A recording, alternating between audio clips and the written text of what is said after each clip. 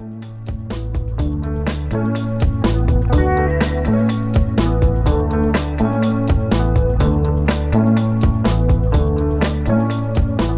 to the Honest Field Guide podcast, a weekly show dedicated to winning in entrepreneurship. I'm your host, JinJa Birkenbeuel. I'm the CEO of Birk Creative, a leadership, brand strategy, and visual identity agency dedicated to helping scale brands and assist with their adaptability with the market. On my show, you get to eavesdrop in on intimate conversation with business leaders and inspired entrepreneurs, designed to give you tips and strategies so your own business can thrive. Subscribe and join me each week for laughter, inspiration, and honest stories.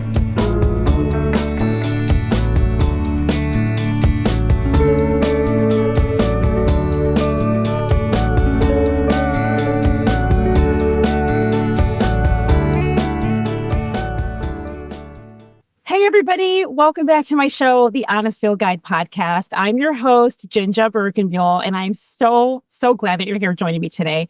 You could literally be listening to any podcast in the world. You could be watching a TV show. You could be watching anything. You could be watching any sports. You could be hanging out. But you know what you decided to do? You decided to come and listen to my show. Maybe you're working out. Maybe you're driving on a long road trip. That sounds amazing. Thank you so much for coming because there's so many choices, and I appreciate you. If you could please like my show wherever you listen to your podcast, Spotify, Apple, Amazon, wherever you listen, please like the show. If you could leave a review, I would appreciate it. And definitely if you could share with your friends, that would be even better, because the Honest Field Guide, we have the most amazing guests that come on my show. And the more you share, the more my guests get visibility, attention to, because everybody that's on my show, I've done a lot of research, I've done a lot of work, and, I curate everybody that comes to my show because they've done something that's been so amazing and so cool that I have to know more, because you all know, for those of you that are used to my show, I am insatiably curious and I want to know things. And so that's what's happening today. So thank you so much. So let me get going on my guest. I am really excited today because this is the person on my show is someone that I met many moons ago. And he doesn't even remember me. And of course he wouldn't. But I remember him because he had an impact on me. So a long time ago, I was invited to this amazing private event to learn about a new startup called the Chicago Sky.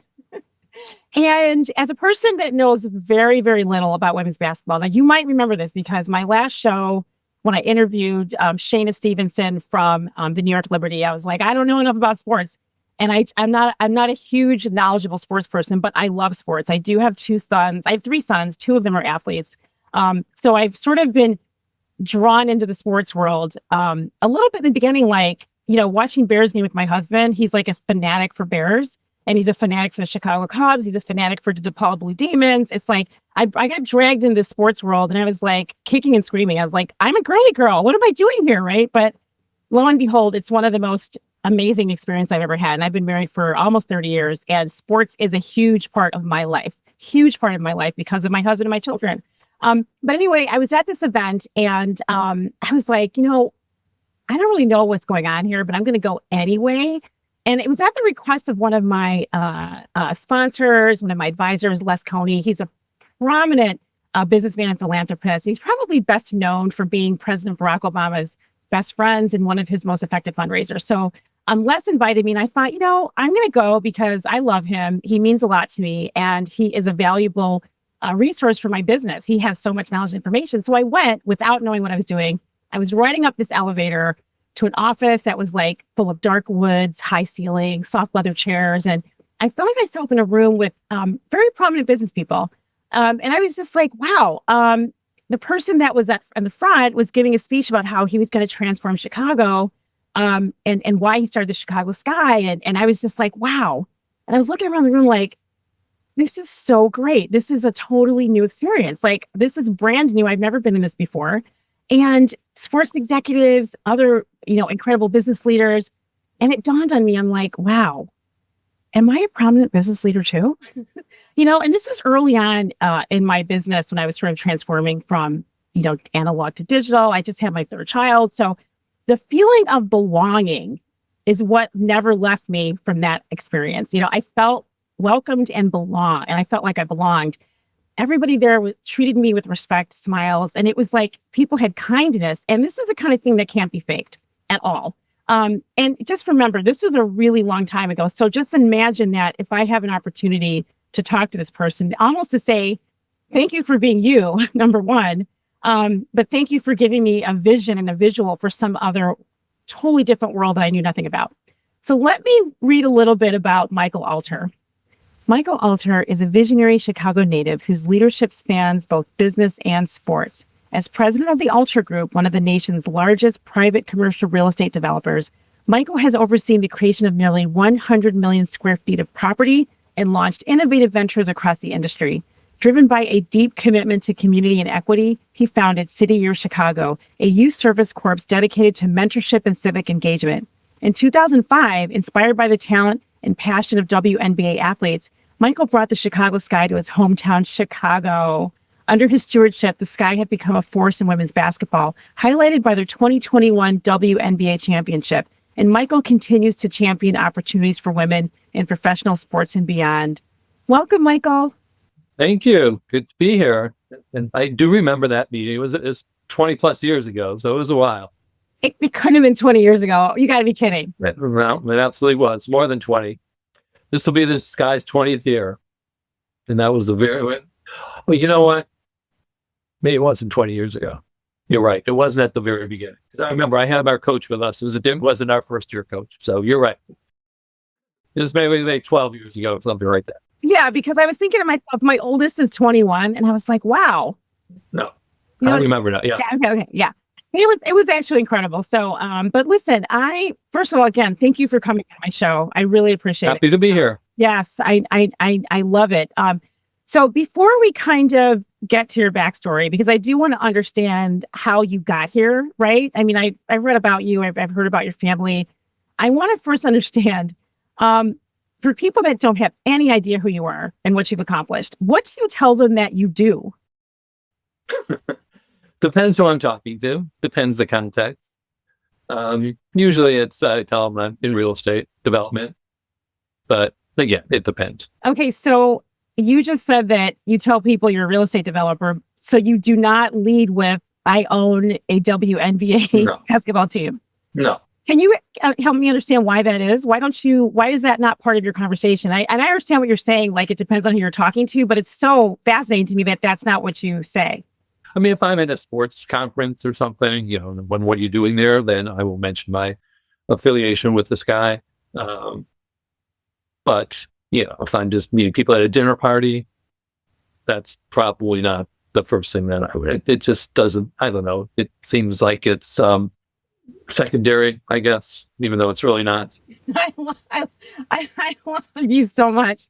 I love, and this is apropos, like, I feel like, you're a regular guy, very humble, and, you're just, and you're an entrepreneur. Like, I thought you were going to say you're an entrepreneur, but I love that you said you're a real estate developer, because, that's pretty awesome. It's interesting, when I was researching you, it's so hard to find out anything about you online. And I feel like nowadays maintaining privacy is so important. And I love that you have this type of privacy. Is that a strategy in general to have like incredible privacy? I love that about you. The strategy would be giving it too much intellectual input. It's certainly by choice.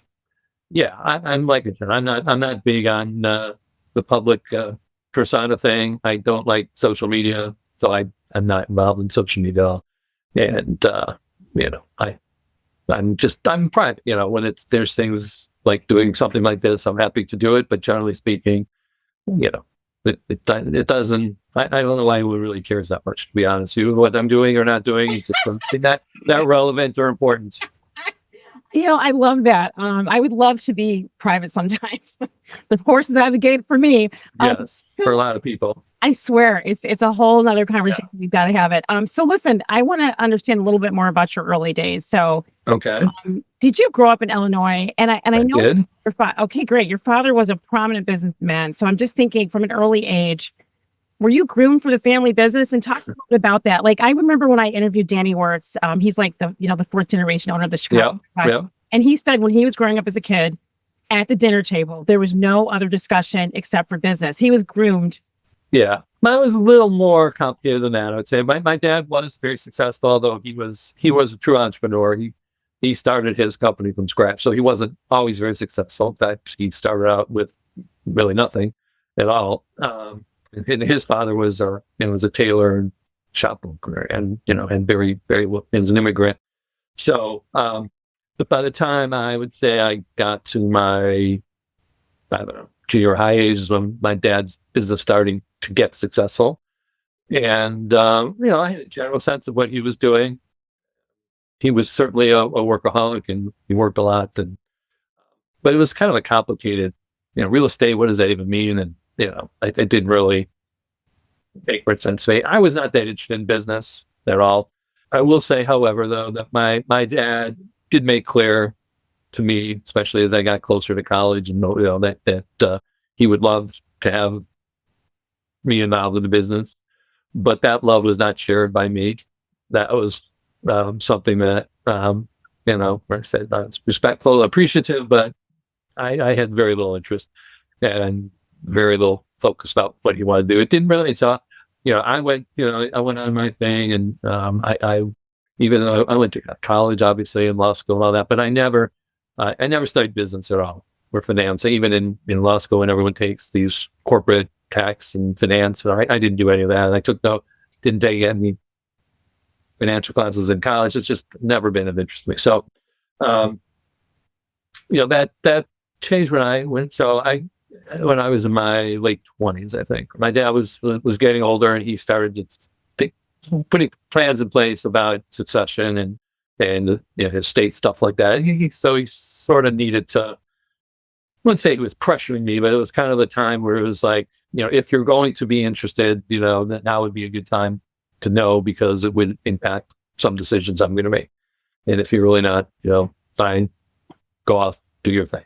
So that was when I started giving it some serious thought. I had just had my first child.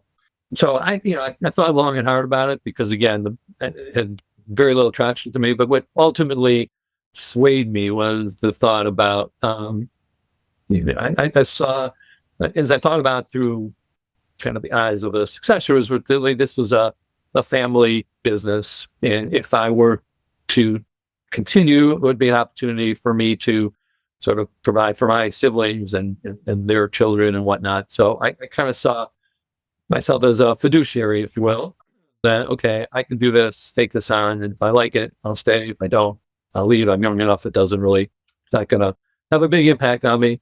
And, if I do like it, this is a chance for me to sort of do something for not just myself. So that's kind of how I talked myself into it, was looking at it more from that perspective, because again, I really had no idea what the business was. So that's kind of when I decided, okay, I'll give this a shot. If it doesn't work out, no problem. 6 months, a year, I'll move on, and then that'll be the end of it. So I would not say I was groomed. It was a rather more of a reluctant, somewhat. It was accidental, but sort of stumbled into it. So, when you stumbled into it, did you at that point realize that you loved it and you were good at it, or did it take time? Because you went to law school. I went to law school. You studied government at Harvard, then you went to law school. So my brain is thinking like thought you were going to be a lawyer.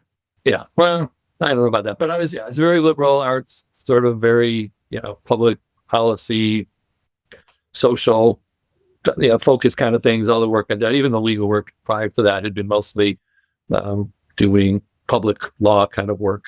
What I did like about it, were the two things I liked about it. One was that, what I mentioned too, I felt like I was playing an important role for my family. So that mattered to me. The other thing I liked about it more substantively was I didn't know anything about anything particular about real estate, but what I liked about it was that real estate, as I learned, it's very multifaceted. So, there's finance, there's design, there's construction. Then, of course, like any business, there's management, and there's people, and there's lots of different pieces. And I like that. I like having a lot of stuff going on. And I realized I didn't really need to be good at any of those things. I just needed to understand it well enough to have a working knowledge about it. That, I was very fortunate that we had a lot of really good, talented people in the business that my dad had hired and groomed over the years. To my not surprise, but certainly to my pleasure, was that they were all very happy that I was joining the business. My dad was a very difficult guy to work for. Um, People liked working for him because they were all there a long time, but he was tough, and I was definitely seen as sort of a go-between. They much rather deal with me than with my dad about I stuff. love that. Much different ways. So they were really happy, embraced me being there, which was nice and helped a lot. I was thrilled that I had people that knew what they were doing, and so I didn't need to know all this stuff. I just needed to know how to manage them and how to sort of make the big decisions and that type of thing. So I enjoyed that. I enjoyed, like I said, that I could learn different things, but I didn't need to be an expert in anything. And then the last thing, which I enjoyed, this ties into what you said earlier about City Air. I was very early, but I was there. It gave me, I guess the word you use today is a platform. Back then it wasn't a thing, but gave me the opportunity to do other things that I wanted to do beyond the business. And so I was able to spend a lot of time in getting City Air off and running 30 plus years ago. I wanted to ask you about your philanthropy. So when I've spoken to other leaders, they were raised in a family of service and some in church, some with lots of philanthropy, some with charity. What was the environment like as a child? And do you think, is that what sort of brought you to starting City Air? Because that's kind of a big deal. Well, I think it definitely starts with my family and the values. I mean, I mentioned my grandfather, who was a very active socialist back in the 20s, 30s, and my dad jokes about it a lot because my dad was anything but. He was quite the capitalist.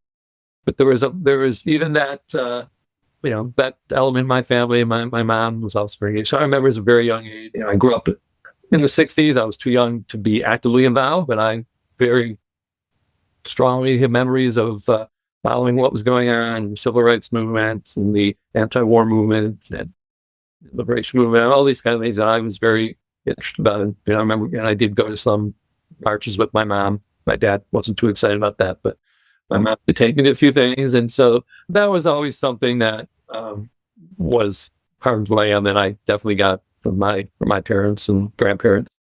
That it interests that the world's a bigger place and there's much more to it than just looking out for yourself and whatnot. So that was a big part of my growing up. And so then, were you, in high school and then college, were you thinking of philanthropy? Because you said when you were young back then, you weren't thinking you were going to join your father's business. I mean, what was your plan? Because I said I thought you're going to be a lawyer. You said, well, I don't know about that. I guess the reason I'm asking some of these questions is one of the things about my show is entrepreneurs think differently. And you said earlier, I loved real estate. Well, you didn't say love, but I liked real estate because I was doing all these different things. And I feel like that's kind of why I think you are a massive entrepreneur that happens to have extraordinary success. And I do want to get into the process for you, developing the Chicago guy, but yeah, I would say, maybe I'm not a very good role model for some of your listeners, but I never really had a plan. I've never been a plan. Most of the things I ended up doing, I have somewhat stumbled into, including the Chicago Sky. I've never had worked off a vision board or any kind of, that's just not me. And not that I'm actually a big proponent of that and recommend it to people, even though it didn't quite happen that way for me. But when you mentioned that, I don't like the word actually for philanthropy. I don't know why. It just sounds very kind of stuffy or whatever. A very noble. What's the word? Noble, whatever that word. It's philanthropy. Yes, it is. I don't care for it. So, but I've always been very active. I mean, going back even to grade school, I remember myself. But I organized a boycott of our, I think it was in 3rd or 4th grade, of our cafeteria because they were charging too much for milk and we didn't like the food they were serving. So I organized we had like a week-long walkout. I got all the students to boycott the cat, and it worked. A boycott in 3rd grade. I love that. So I try, I like doing things I like to do, and then I just kind of go from there. So that was actually a bit of a compromise. Like, he really wanted me to go to business school, and there's no way I was going to business school. And unfortunately, like too many people, when I didn't know exactly what I had to do, I said, okay, I'll go to law school. And I did, which I don't recommend for people like that myself today. It's, it's a long, I enjoyed it a lot, but it's, 3 years. It's very expensive. It's not the best way to figure out what you want to do. So I was thinking about doing some public policy stuff, some political stuff, that type of thing. That was kind of where my head was at as I was, sort of looking at where I was at the law firm. So, I went to a big firm. I clerked for a judge for a year, which is great. And Seventh Circuit.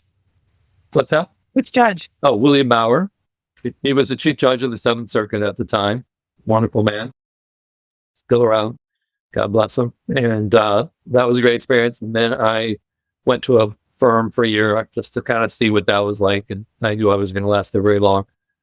But at the firm, I'd spent a lot of time doing, I guess you'd call it lobbying, advocacy types of stuff, and education and that kind of thing.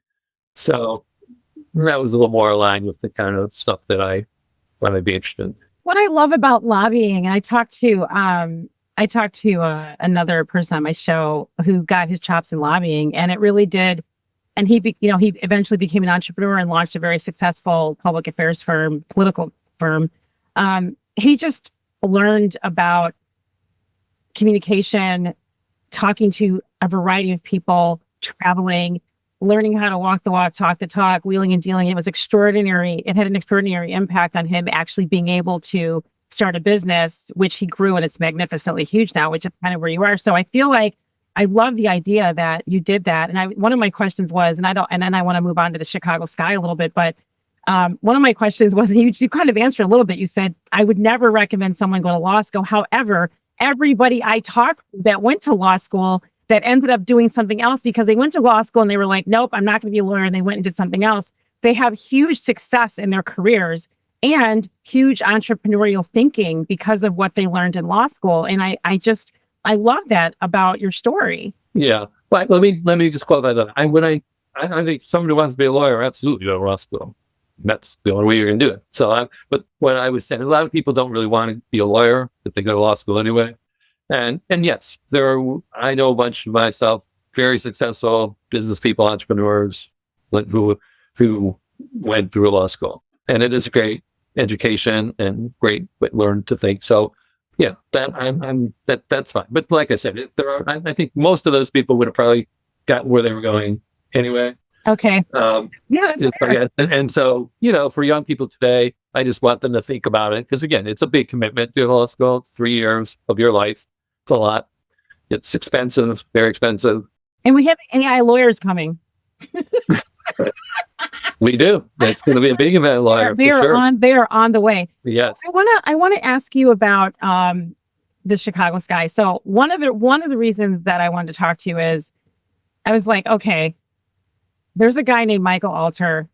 He has started a basketball team for women, which is dominated by Black women from Chicago in Illinois. And I was like, you know what? I got to find out. I want to know, first of all, where did this seed and the spark come in your head that you said, I'm going to do this? Why did you do it? Were you scared to do it at all? Did you have any fear around this? Because, you're a white guy, about to jump into at the time, it still is not dominated by Black women, Black culture. And also, what was the process like? I feel like I can't imagine you could just say, oh, I'm going to start a women's basketball team. Let's just go and do this. I mean, it's not just about the money, although money is a big part of it. There's more to it than that. I know that was a big question, but yeah, well, it certainly wasn't about the money because no one ever expected, to make any money, myself included, at the time. And, I have to confess, like I said earlier, like a lot of things I've done, it was somewhat serendipitous and just sort of stumbled into it because I felt somebody needed to do it. So I first heard about the league going back to my law school days. I went to, as you said, University of Chicago, and in the classmate of mine was Adam Silver, who is now the commissioner of the NBA, has been commissioner for a while, but he basically went to work for the NBA shortly after law school. And he used to invite me to NBA stuff all the time, and I never went. I wasn't, just really wasn't interested. And I had never even heard of the WNBA. just a little bit of my background. So I was a pretty good athlete growing up. I played high school sports, football, basketball, in Chicago. Went to New Trier West, and was a pretty good player. Um, so I love playing sports at a very competitive level. I played 1 year in college, but I was never like a huge sports fan. I mean, I never really got the fandom thing. I always thought it was a bit much. People, especially men, back in the days were reading about, talking about, listening about sports nonstop, and I never understood I'm any of one that. of those people. You married one, yeah. It's like, I mean, you watch the game, fine, the game's over. Why do you have to read about the game? Why do you have to talk to people about the game, listen to people and talk? But that was not me. That seemed like a huge waste of time. So I wasn't that kind of a sportsman. But one thing about sports that I felt very much personally, was it changed my life. It exposed me to people and places that I would never have had the opportunity to meet or go to otherwise. So, I played basketball, because I was pretty competitive. I ran teams that played on the south side, the west side, and I played with other kids my age from those neighborhoods on, all-star teams and AAU teams and things like that. So, I grew up in Wilmette, which is a, very white suburban area and very little diversity. So I learned about, was exposed to different people, racial, socioeconomic groups because of sports. And so that was hugely transformative to me. And I've always thought more generally about our society, because we continue to be an incredibly, sadly segregated country in terms of, where people live and where we go to school and who we hang out with and all that kind of thing. And sports is one of the few things that, along with the military, that really sort of is an exception to that. So when I heard about the WNBA, at first was surprised that there was this league of professional women basketball players. I had never heard of them. Again, not totally surprising because I didn't read sports pages, not much pay attention. But I was surprised that Chicago didn't have a team. That Chicago is this unbelievable sports town. Chicago, basically, if you look at our history, we've always had, the Blackhawks, the Bears, the Cubs, Sox. Those were four of the oldest teams in all those leagues. Always in the beginning. The Wolves came a little bit later, but not that late. They're still one of the earlier teams. So, enormous history of being at the front end of these leagues. And here we have this WNBA league. When I first heard about it, I think it had been around 7-8 years, something like that. And Chicago didn't have a team. And so that shocked me when I heard about it. And I was embarrassed by that. I thought that's just wrong. Even though I didn't know about it. Women's sports to me was pre-Title IX. So I knew very few women who were really strong, powerful athletes growing up. This time my daughter was now starting to be playing sports. So as a father, I was experienced everything, but growing up, very few women. So, it seemed wrong. So Adam Silver introduced me a couple of women who turned out to be players in the league, and that was the first I heard about it. And these women were incredible. They just really kind of blew me away. And in some way, it kind of reminded me of my experience with City Year, which City Year is all about bringing young people together, diverse young people, having them do service together.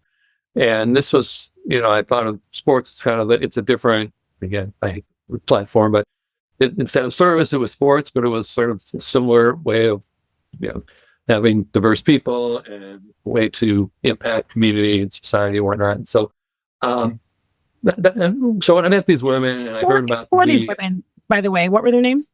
Oh, they were top players. I think Lisa Leslie was one of them, Diana Taurasi. So Adam, as I started asking him questions about, what's this league? How come I never heard of it? Why is Chicago the team? And he answered his questions.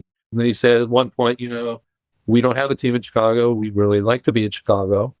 Is that something you might have some interest in? And so I said, okay. I never in a million years thought about being involved in sports, but I'm one of those. Okay, good idea. Somebody's going to do it. This is going to happen.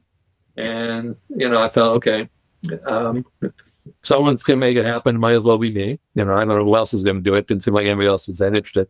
The league at that point in time had been conceived of as an outgrowth of the NBA. So every team at that point was an NBA team. And the NBA owners had the option to also getting a WNBA team. And what year was that happening? Like when? This was 1996 or so, I think. It's gracious. Okay. Wow. 98, maybe it was 98. It was right after the 96 Olympics because that team had a big splash. There's a lot of momentum, and that's kind of when they launched the league. And so David Stern was the commissioner, and Adam, who was there, they conceived of the league and said, went to NBA owners and said, we're doing it. If you want a team, have a team. The Bulls ownership were not interested really in having a team. So that's why Chicago wasn't part of it. There was this big kind of hole. So I decided to do it, not really knowing any idea what that meant, what I was getting myself into, and figuring out how one goes about doing something like that. So you were married at the time, right? What's that? You were married at the time. I was married at the time. I mean, was your wife like, this sounds like a great idea, or she's like, what in the world are you doing? Yeah, I think people didn't. My dad wasn't a big fan of it. He thought it was crazy. But no one knew that. Exactly. One of my questions was, did people think you were nuts? Yeah, they did. Black did. And people, I don't think people, but it didn't even, it was so small at that point in time that it wasn't even big enough for people to be too excited or concerned about it because it was just like, whatever. Yeah. It's like, and literally it's like a startup. It's like YouTube. Yep. These two. It was a complete startup. Seriously, like these two guys that started YouTube, and they're just like, nobody cared, nobody believed in it. People thought they were crazy, and now look at it. Yeah, it was a complete startup, and I was, a couple of things. So it was important to me to, and I made a very conscious effort to bring in other people. I didn't want people to think this was just some guy who's, out of his mind or his ego. He thinks he's going to do this. I want this to be perceived as a group of people in Chicago, civic folks, business folks. And I also wanted it to be a very diverse ownership group. I wanted to have women. I wanted people of color involved. So made a very concerted effort to do that. So even though I, took the lead and put in the bulk of the money, so I did that. There were people, someone like John Rogers, he was one of the first person I talked to. He's a huge obsessive basketball. I love him. So wait, was that happening between, you're saying this was between, like, what was the time frame that, I'm trying to get an idea. This is like, this is our twice season. So this was 2005, I think. So the league started, I think, in 98. And so, it would have been around, like I said, 7 or 8 years when we started talking to them in 2005. 2004, 2005 is when these conversations were going on. I think 2005 is when we announced we were doing it. And then the first season was 2006. So the commitment is pretty intense. Yeah. So we had to do everything. I don't consider myself particularly good at a lot of things. I'm not a finance guy. I'm definitely not a marketing guy. Communication is not my thing.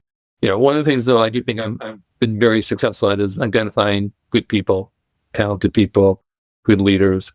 And so that was my priority, was to find someone to lead this guy, because I wasn't gonna, I was gonna put this all together and make it happen. But I wasn't the right person to be operating this day-to-day. So I found this woman, Margaret Stender, who's phenomenal, one of the smartest people I've ever worked with, just a tremendous brand builder, marketing type person, exactly what I thought we needed to do this. Because, we didn't have a name, we didn't have colors, we didn't have a brand logo, we had nothing. We didn't have a place to play. We didn't. So I somehow managed to talk her into doing it.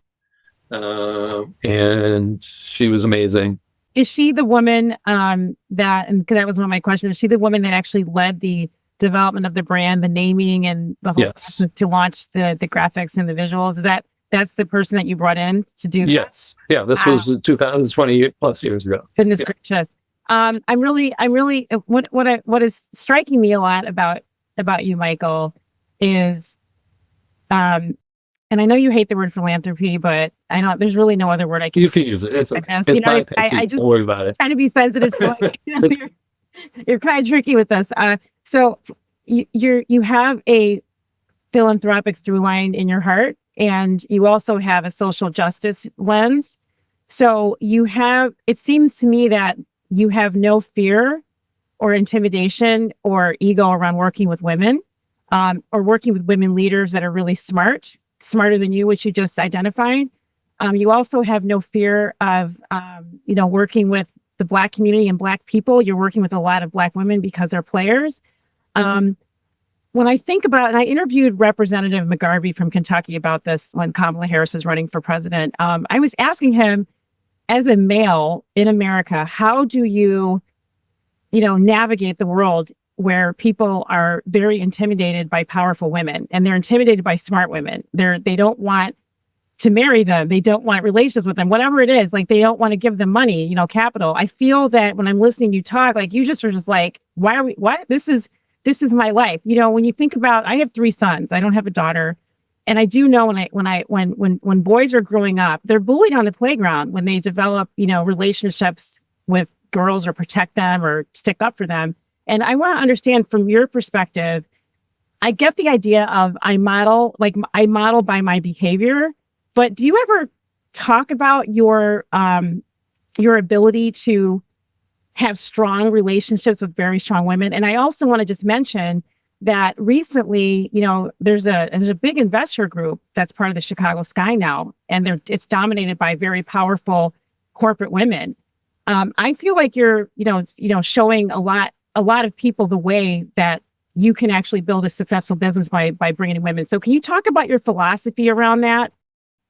Well, that's a lot. I know it's a lot. It is a lot. And I don't know, again, same that I have a philosophy around it. I don't even, when you mentioned fear, why would anyone fear the opportunity to work with these amazing people? It's just that's like somewhat of a non sequitur to me. I don't even think of it that way. The way I look at it is more, first of all, I'm looking for just great, talented people. And there's a lot of people out there. And and I'm in a position to provide opportunities to people to do things and maybe they wouldn't otherwise get to do. And, I do make an effort, because I think sometimes, one of the things that, another one of my pet peeves that drives me crazy, you talk to people in corporate America whenever they're hiring, because I've also been involved in a lot of workforce stuff. And they tell you, we can't find qualified people who are, people of color or whatever, which is, just drives me crazy, because they're not looking, or they don't know where to look or how to look. And, there's plenty of amazing people out there. And so, the fact that when I sort of, I guess, putting where my mouth is, but, I have made sure that I take the time, the effort, and think about intentionally how to look for those people. And when I do, I've never had any problem finding incredible people to work with, whether, with the Sky, whether it's with City or whatever. It's just, there's so many, and to me, I've been, blessed, and I'm the one who's benefited the most by having the opportunity of working with these incredible women, and they have mostly been women, because I love that. It's true. I smile on my face for those of you that are not watching this video, because I'm like, this is warming my everything, because I feel like you said, again, it's fear. It's a fear-based, environment when it comes to women in corporate spaces. And you're also in a space where you're in a space that's dominated by Black women. I think that takes a special type of a person that's able to see the humanity in people, and to actually believe people when they're in front of you, and trust people and trust women. I think you're able to do this. And it sounds like it really did come from your early days. And I do want to ask, though, about this investor group, because we're getting close to the time that we have to wrap up. But you have, Mary Dillon is one of the investors on this group. You have some other women. Maybe you could talk about that, because a couple of things at play. There's one, you're bringing women into a place where they can have more financial opportunities, right? To be an investor in an athletic team. That's a big deal. 2, you have these multiple powerful corporate women that can actually even provide strategies and ideas to the women on the team, because, there's this whole thing, people leave the sports arena and they lose all their money that they made. So you have this huge opportunity. Was that a plan, or are you thinking about that? Is that something that's coming up with the Chicago Sky, with these amazing women on the investor board? So that actually was a plan. It was not planned, but no, that was a plan. No, that was a plan. It was a plan. Yes. Before I do that, let me just say, because I was thinking about your question earlier, and if I'm being honest with myself and with the people listening, I think part of maybe the absence of fear, I am very blessed, privileged to, I don't feel threatened. I'm not, I've been working for myself. Maybe that comes with being an entrepreneur. I don't know that it'd be different if I don't know. I don't understand the corporate structure that maybe you feel like you're looking over your shoulder more. I don't know what it is, but that's never been an issue with me. So anyway, I just wanted to mention that. But as far so it was very much a plan again. But I know all these women, and I've known many of them for a while, and the idea of partnering with them was very attractive to me, both as you said, the opportunity amount they wanted to be, but also they bring so much to the table that from a strategic point of view, would be great to come on and have them. So it started with brought a woman named Nadia Rollinson in, both as an investor and more importantly as the operating chair. And as things sort of stabilized, which took a long time with this guy, and it's been a long journey. But over the last few years, things started to, get ourselves entrenched in a good way in Chicago, in the sports scene and whatnot. It seemed increasingly important that we needed to be more high profile, doing more stuff. And again, as I mentioned earlier, that's not my thing. I didn't really want to be doing that. I don't feel I'm the right person to be doing that. So I started thinking we needed someone who could play that role and represent the sky and do it in a way that I can't, and not very good at, whatever. So that's when I started thinking about Jutland, and that's where I found Nadia. I'm very lucky to have her. She's been great. And at the same time, shortly thereafter, we started talking about being in an investment group, and again having high profile, really successful women like Laura Ricketts, Mary Dillon, Tina Chen was definitely something we were excited about, and thought that was a great for the team, hopefully great for them, and that's kind of how that came to be. I love it. And is there? I just think about financial literacy, especially for women, because women don't have financial literacy in general at scale. Women in America and all over the world live in a permission-based environment. We have to ask permission for things. Is one of the goals, or one of the hopes that I have anyway, that these amazing, smart, sophisticated, educated women will then perhaps, help the women on the Chicago sky manage their money. This is a model to me. How many women in America own a sports team or have investments in a sports team? It's a really big deal. We already, we actually, through Ariel, John's company, John Reimer's company, we've been doing financial literacy with our players. Oh my God, so beautiful. For a while now, really from the beginning. I will say the players are, to their credit, are getting, I'm seeing they're more and more sophisticated as they come in than they were 15 years ago. So that's positive too.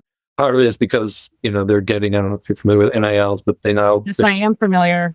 So they're starting to get money earlier and paying attention. Yeah, like in college, and they're not going to NBA. What about that? Yeah, exactly. So that's good. And they need to think about their money, how to manage it, how to invest it, whatnot. So we've been doing that for a while, and continue to do it. So it just being good role models, talking about life outside basketball. I mean, most of those folks aren't athletes. Not an athlete either, so they don't have any real sports background to them. But as a business person, and a lot of the players now, some of them right away, some of our players like Angel Reese are already very busy and active in business. She's probably a little bit of the exception, but again, it comes with having more money, and now thinking about how they want to build their brand and build while they're playing and after they're playing. So having women who have been successful, who've done that, is very valuable and very helpful to the player. So just a couple more questions. One, I am excited because I learned that you're building a new practice facility, which is really a big deal. And that is slated to open in 2026. There's a lot of things that are happening around that. And I noticed that earlier you said you're not a marketing person. I would love for Angel to get more marketing, more attention. I feel like she's short shafted too much, and I need that to be better. So what's going on? I think you're joking about that. Yes. I mean, I don't know. Like, I'm in the marketing business, and if I do a Google search, I don't get enough about her. I get more Really? about other players. Yeah. I mean, I've done, Really? I find that shocking. She's everywhere. I did a little audit for you before I came on, and I would like for more of the Chicago Sky players to have more visibility on not only Google search, but also on the artificial intelligence search engines like Perplexity and ChatGPT. That takes a little bit of a digital strategy to do that. I'm really good at that kind of thing. So, but my point to my original question is this new practice facility is coming up. It looks like an amazing thing that's happening. Can you give me any insights or tidbits or what's going on with that right now? Yeah, I mean, we're just under construction, so it's early phase, but we're incredibly excited about it. It's going to be a beautiful, very expansive facility for the players. So we have 2 courts, and we're going to have big lounge for players, big dining area, and have a studio for podcasting because a couple of our players are podcasters. I want to be a part of that. That sounds amazing. We'll have a room for for kids and whatnot, so families, and so we'll be in media. So it's going to be obviously the coaches and all that. So video room. So it's just going to be great. And we haven't been in a position, although we have a nice facility right now, but we haven't had one that it's ours exclusively 24/7. So that's something we're looking forward to, and the players especially are. All right. One more question. You got to tell me, do you like pizza? I love pizza. Okay. So what is your number one place to get pizza in Chicago? I know this is fighting. These are fighting. No, I'm very biased on that because I grew up and played basketball with Lou Malnati. He's a very good friend of mine. So Lou Malnati's is definitely our number one. The whole family, not just me. Deep dish Lou Malnati's is our go-to by far. I love it. There's so many of them out there, in Wilmette too. So I have to thank you so much for coming on. And I have to thank Sandy Reynolds. She is the person that helped coordinate this amazing conversation with you, Michael. I really appreciate it. Everybody needs to try and find out more about Michael Alter because he's doing really tremendous things in Chicago and Illinois. He's had an enormous impact on the WNBA. He's very humble and low-key about it, but he's a pretty big deal. If you type in Michael Alter, you'll find out some things, but you're not going to find out enough, which is why I had him on. So I hope you got a little insight into the kind of amazing human this man is and what he's doing for American women. Thank you so much for coming on, Michael. Thank you. Enjoyed it. I'm glad. We'll talk to you next time. Check out The Honest Field Guy wherever you listen to podcasts. Thank you. Bye. The Honest Field Guide is produced by the team at Birk Creative, where brand and multi-channel strategies are designed to help you get attention, grow, scale, and keep up with the pace of change. The music on the podcast is written and performed by Utah Carroll. You can find their songs everywhere online to buy or stream. The opinions expressed on the Honest Field Guide are solely those of the host and guests.